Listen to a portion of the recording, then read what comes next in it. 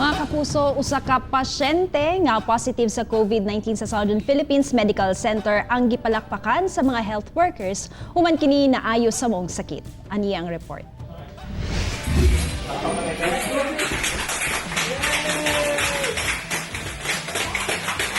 Gisugat og kusog nga palakpakan kining pasyente kinsa nakarecover na sa sakit nga COVID-19.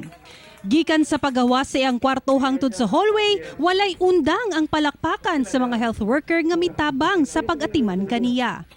Gi-discharge ang mga pasyente sa Southern Philippines Medical Center human kini nagnegatibo na sa COVID-19. Wala gihinganlan sa SPMC kung kinsa ug unsa ang number sa mga pasyente apan tataw ang kalipay niini. Dihang gipangayuan siya og pahayag, halos dili na siya makatingog. 11.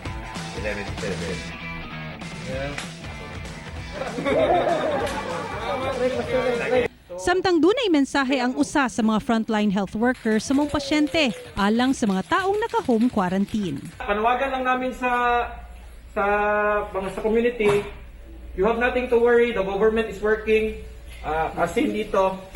So, stay at home. Ug una migawa sa ospital, tumang pasalamat ang gibungat sa pasyente. Thank you. Thank you. Ako si Sarah Hilomen Velasco para sa One Mindanao.